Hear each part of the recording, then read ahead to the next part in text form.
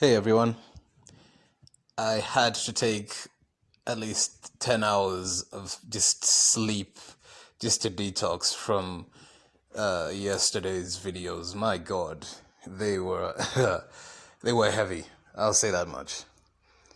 And today I really wanted to talk about something I never I think I have tried looking once or twice on YouTube. I have rarely see people cover it at all, especially these red pill alpha male types, right? Because a lot of things you will hear them say is to uh, to get a woman, you have to present a masculine frame, right? And to keep a woman, you also have to maintain a masculine frame. They also talk about have an abundance mentality and blah blah blah. It seems like this modern dating landscape, and these are like guys who are basically dating coaches as well. This modern dating landscape is so fucked up. You have people making so much bank off of the dysfunctional social interactions we're having right now. It's like if you just sell somebody the dream that if you just buy in more and more into this dynamic, maybe you can be the one to succeed, right? You won't, most likely, right? And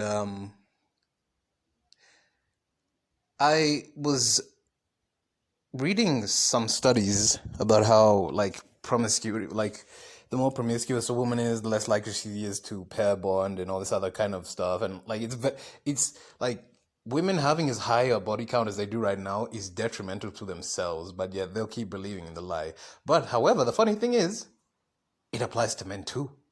And I can say that this applies to men too because the guys that I have met who uh, would fit that description of a player, or really, if I'm being honest, they were just sex addicts, right? Um, the guys who I've met who have had sex with more than like 40 women. I met one guy who was like so proud to tell me how he fucked 100 women, right? I mean, congrats, I guess. But the guys who, the guys who, if it's like above, fuck, I would even say above 20 to be honest, because at that point, like you're very used to, uh, I guess, pulling. Is that the term? Yeah, right. I'd say above 20, but really, realistically, it's above 40 or so. Like above 40, the guys who have met with that kind of body count have been the most they are pretty much never going to be happy with themselves or by themselves. And while you can sit back as a guy and you can, you know, give in to your natural urges, right? And go and have sex with as many. The thing is, guys will have sex with as many women who would offer it to him. A woman is not going to do that, right? But this type of behavior, especially promiscuity, to the degree that we have it right now, like it's promiscuity is often referred to as one of the symptoms of like a lot of different personality disorders. Not to say like yes, we have the natural urge to fuck, yes, the relationship arrangements that we've created as a result are a manifestation of that, right? Monogamy being the one that tends to win out quite a bit. Not sure why, right? In any case, in any case, right? It's all well and good for you to do all this alpha shit and maintain your masculine frame, blah blah blah blah. What happens when one day you're hit with a disability or an injury that affects your motor functions? It doesn't even have to be for permanently. It doesn't even have to be for a long time. Or like let's say, uh, yeah, let's say around six. Let's say you have an injury, a leg injury, and you're basically in a wheelchair for like 6 or 7 years, right? In that 6 or 7 years, there's no such thing as a masculine frame anymore, right? You have to assume a new identity altogether. And I've seen it happen firsthand, right? Guys you wouldn't even look at, like you would be afraid to look at them in the eye, but yet they get caught up with a sudden injury or something, and it's like everybody around them, it just sees him as like fair game now. It's such a telling it really showed me a lot about how pathetic people are. It's like the moment you think you can get something over somebody, you'll do it. Especially if it's somebody who like implicitly threatens you, right? Maybe they're not like overly aggressive with you directly, right? But you're just intimidated or threatened by them. The moment you can get something over them, you will.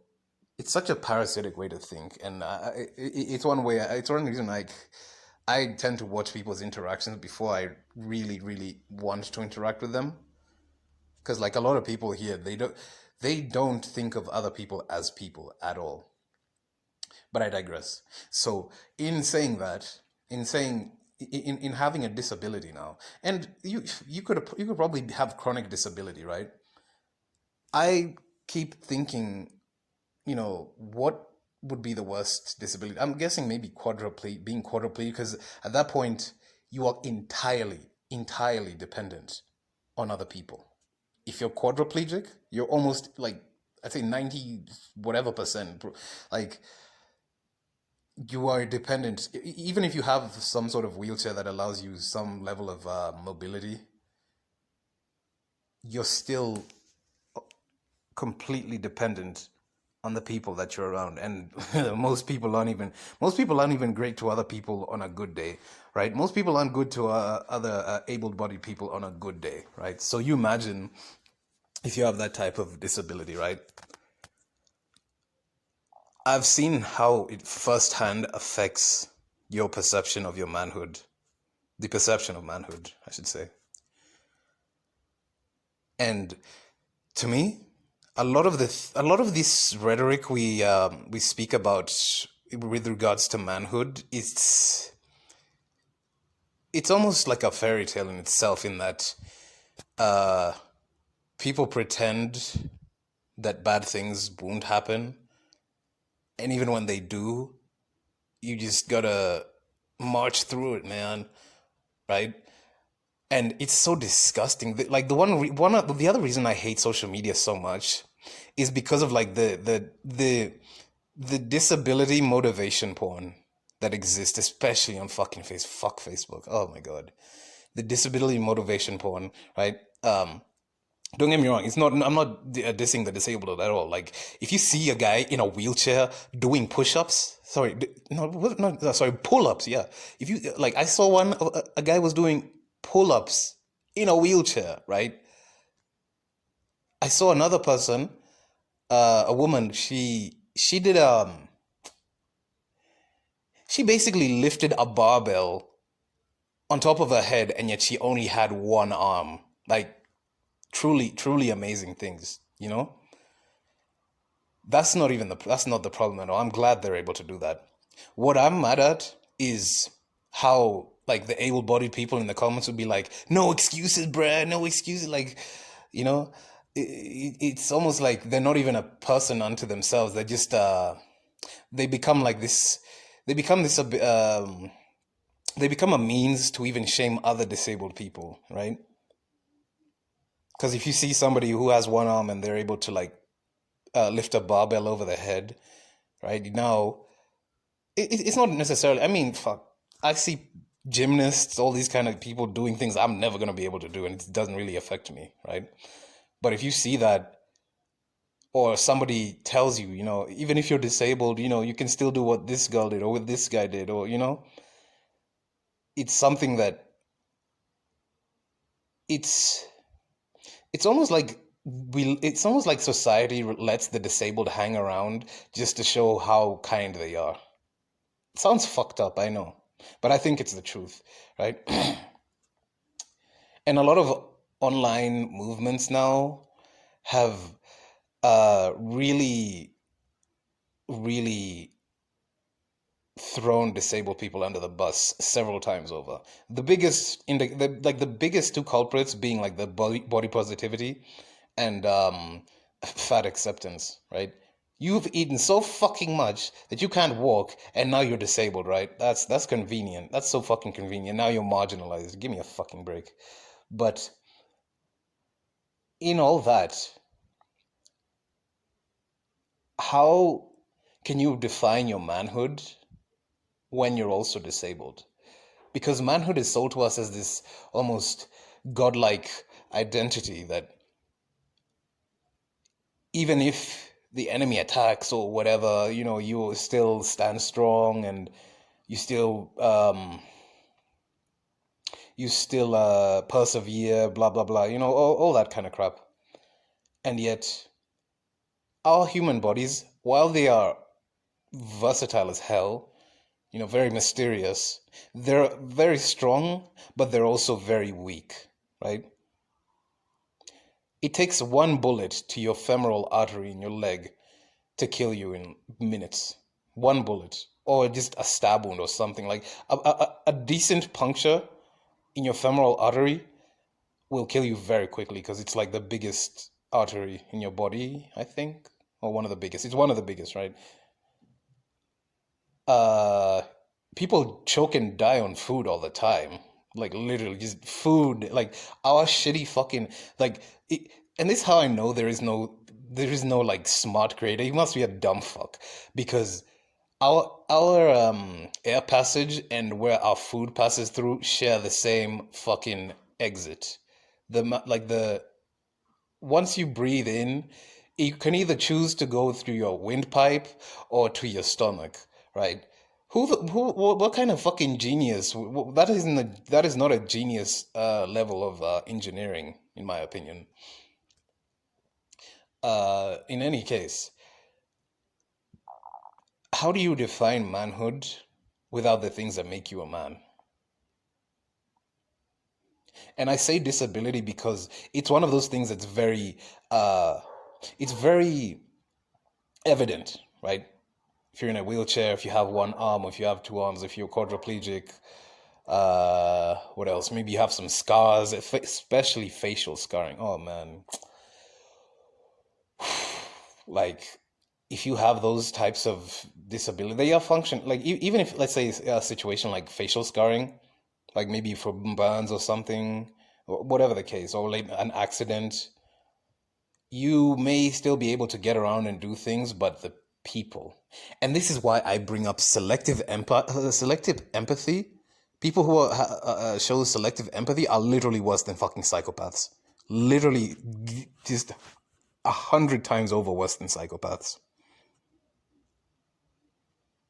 Because I'm supposed to believe that the people who are more empathetic than psychopaths are the ones putting other people through immense emotional and mental turmoil for a disability they didn't even do to themselves. Not like something that happened, probably really tragic, happened to them, and yet the polite society is the one that's like making them believe that they were a mistake, right? Their existence becomes a mistake. And this is why I personally, like, even if you do identify as a man in that sense, I just identified it, I identify with it as a matter of utility, right? I use my identities as a matter of utility. I don't know if that's how narcissists think or something. I don't know, but probably I hope not. Right? This is just how I find myself, I guess. But this is not me, if it makes sense, right? My identity just so happened to be the box that I was put into, or the box that I fit in, or the box that I move around in. But it's not really me. And once you have to live with something like a disability for an extended period of time as a man, you either you had to have like a defined sense of self. You're still gonna go through it, of course, but you have to find a meaningful sense of self to help you persevere through that time. Because if not, you're literally like it's like the injury will happen and it'll be over, but the people that will punish you the most is the polite society, right? The people who will punish you the most for what you went through is the polite society itself. And so seeing how like even the modern man, right? We talk a lot about the modern woman on this channel, but the modern man himself is a conflicted and pacified being, completely pacified, right? Oh, sorry. The modern man is so tied up with these, like, and this is the fucked up thing about how manhood is defined, right? Because it changes every 100 years, every few generations, manhood completely changes. But you have these modern guys who like appeal to like ancient Rome and ancient Greece and like fucking uh kings and conquerors and colonizers, literal fucking colonizers, right? And yet, if they went back to that time, they probably wouldn't even be considered a man at that time, right? Literally, they probably wouldn't even like, or at least in the way they talked about manhood back then, they probably wouldn't even be considered it at all, at all.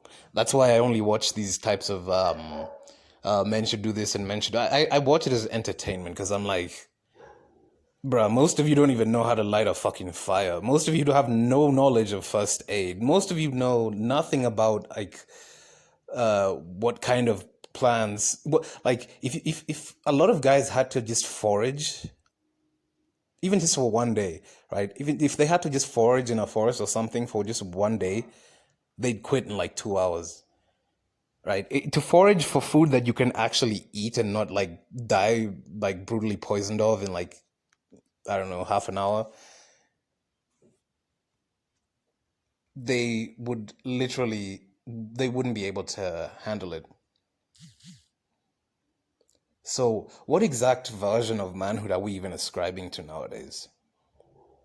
Because if you pretend to be like the traditional conservative type of like oh, you know, man and woman and 3 kids and a dog and some shit like that, that was actually a very short period of time post the Great Depression era, and then up until like the let's say the civil rights movement in the 1960s. So like let's say for 40 years, right? Interwar period. Okay, no, the thing is the Great Depression fucked a lot of, and another one is coming, but this one is gonna hit literally everyone everywhere. Like, oh man, um, that idea of manhood that is sold to us right now is, you know, it's a very short span of time. Even in a Western ideal, even in a Western sense, it's within a very short span of time, and it has nothing really to do with tradition at all. It has not like the concept of a nuclear family was literally the Industrial Revolution. Before that, you'd probably live with you definitely would uh, either live with your parents or some of your siblings, or you would live in a very close like community, right? Like your house would be here, or your house would be here, then your brother's house would be the next one, then your sister's married in another house. Like they would be very still interconnected, right? There was not necessarily a concept of a nuclear family up until people started moving into urbanized cities, so that and leaving their parents behind essentially. And even now, it seems like to be disabled in a time like this, it almost feels like a sick joke, because we have the ability to see microscopic particles, like fucking, I don't know, like doing whatever the fuck they do. I'm not an astrophysicist. We have the capabilities of doing so much, so much. Okay, yes, you know, people are But there are a lot of innovations happening. But funny thing, when they come out with a new innovation saying that it's for disabled, most of the disabled people don't even actually get to access it because it's too fucking expensive, right? That's the crazy fucked up thing. They'll come up with like, oh, this is gonna help the disabled, this is we're doing it for humanity, and then like it's the reason why uh people pay out of the fucking ass for insulin. Insulin was like the guy who isolated insulin or discovered it or whatever, I'm not exactly sure what he did. I think he patented it for like $1.